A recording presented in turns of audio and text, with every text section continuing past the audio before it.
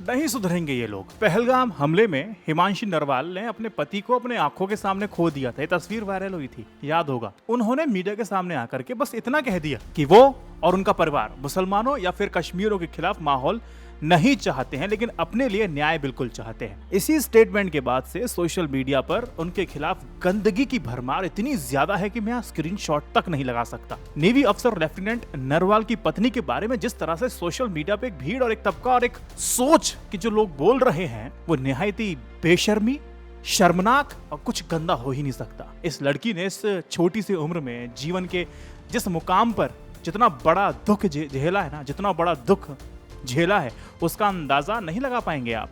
उसे निशाना बनाने वाले घटिया मानसिकता वाले लोग, वो भीड़ को एक एक करके पहचान करनी चाहिए, उनके खिलाफ कार्रवाई करनी चाहिए। सिंपल है।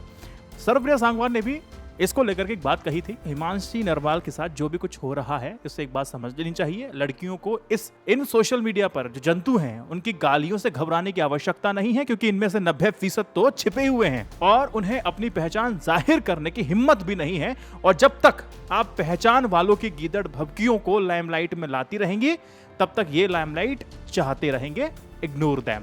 सिंपल। देखिए, फिर भी लोकतंत्र है, मेरी तरह ही आप सोचो, मैं बिल्कुल नहीं कहूंगा, लेकिन अगर आपको हिमांशी नरवाल की बात पसंद नहीं आई है तो आपकी प्रतिक्रिया आक्रोशित अगर कर रही है, आपको कुछ कहना ही है, खंडन मंडन करना है, सहमति असहमति को सदैव शालीनता और संवैधानिक मर्यादाओं के भीतर व्यक्त करना चाहिए, जो मेरा समझना है। सिंपल, और कुछ नहीं। अगली बात मैं करूंगा, जो मैंने एक हफ्ते पहले बात कही थी ना, वही बात अब news broadcasters and digital association NBDA ने कह दी है। एनबीडीए ने पाकिस्तानी पैनलिस्ट को न्यूज चैनल पर बुला करके उल्टे सीधे हरकतें करने पर आपत्ति जताई है। संस्था का यह कहना है कि सूचना एवं प्रसारण मंत्रालय भी इस ओर ध्यान दे कि भारत में एंटी लोग टीवी पर बैठ करके भारत के खिलाफ नफरत फैला रहे हैं, इस पे रोक लगाई जाए, कार्रवाई की जाए। हम इस बात को एक हफ्ते पहले कह चुका हूं मैं। दुख इस बात का है कि पहलगाम हमले के 12 दिन बाद national broadcasters and digital association NBDA की नींद टूटी है। वैसे हमले के लिए 12 दिन के बाद ऐसी एडवाइजरी का जारी करने का कोई तुक मुझे समझ में नहीं आता है।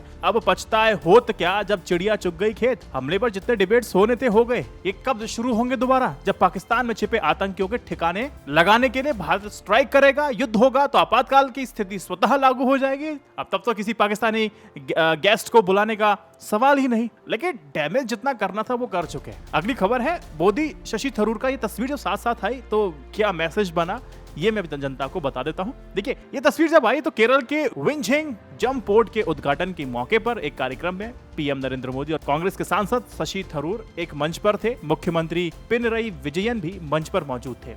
अब इस दौरान प्रधानमंत्री ने कहा कि ये तस्वीर बहुत लोगों की नींद उड़ा देगी। हिंदी में मलयालम के अनुवाद कर रहे व्यक्ति ने उनका अनुवाद ठीक नहीं किया तो प्रधानमंत्री जी ने कहा कि देखिए, कोई बात नहीं है, मैसेज जिसको जाना था वो चला गया। अब सवाल ये है कि प्रधानमंत्री का इशारा आखिर था किस ओर? कौन सा मैसेज, कैसा मैसेज, क्या है मैसेज में, किसको मैसेज जाना था और किसको चला गया? असली सवाल ये है। देखिए, अब इस पे बात करते हैं। प्रधानमंत्री की बात पर शशि थरूर मुस्कुराते हैं जब उन्होंने बोला जिसको मैसेज जाना था उनको जा चुका है। शशि थरूर पिछले कुछ समय से अपनी पार्टी से नाराज चल रहे हैं। उन्होंने राहुल गांधी से मुलाकात की और यह भी बताया गया था कि एक सर्वे के आधार पर उन्होंने कांग्रेस आलाकमान के सामने एक प्रपोजल रखा, एक प्रस्ताव रखा कि उनको मुख्यमंत्री पद का दावेदार बना करके चुनाव लड़ा जाना चाहिए। उनको फायदा होगा, पार्टी को फायदा होगा। लेकिन कांग्रेस को यह प्रस्ताव मंजूर नहीं था, पसंद नहीं आया, इस पर ज्यादा चर्चा नहीं की। उसके बाद से शशि थरूर भाजपा के कई नेताओं और कई केंद्रीय मंत्रियों की संगत में दिखे। इसको लेकर मैंने भी रिपोर्टिंग की है। हालांकि वो हर बार ये कहते रहे वो कांग्रेस छोड़कर कहीं नहीं जा रहे। खैर, राजनीति की बातों में ऐसा ही कहा जाता है, मना किया जाता है, लेकिन बाद में स्वीकार किया जाता है। लेकिन कुछ तो बात अंदर खाने चल रही थी। उधर भाजपा में भी पार्टी ने राजीव चंद्रशेखर को प्रदेश अध्यक्ष बनाकर थरूर के लिए कोई बड़ी संभावना नहीं है होने का संकेत दे दिया। बहरहाल, प्रधानमंत्री की बात से ये बात बिल्कुल स्पष्ट हो गई है कि वो सोनिया गांधी और राहुल गांधी तक मैसेज पहुंचाना चाह रहे थे, उनकी बात कर रहे थे। लेकिन ये मैसेज था क्या? क्या मोदी ने संकेत दे दिया है कि थरूर भाजपा के साथ जा रहे हैं? अगर वो भाजपा के साथ गए तो भले ही राज्य की राजनीति में जगह उनको ना मिले, लेकिन केंद्र में मंत्री तो बन ही सकते हैं। इसकी संभावनाओं से आप मना भी नहीं कर सकते हैं। आपसे मैं पूछता हूं कि शशि थरूर का जो भविष्य है वो भाजपा में अच्छा या कांग्रेस में ही बेहतर होगा? इस वीडियो में कमेंट सेक्शन में मुझे बताइए। इस वीडियो को 3 व्हाट्सएप ग्रुप में शेयर कीजिए। जय हिंद, वंदे मातरम। Stay updated, stay educated. सत्यमेव जयते। नमस्कार।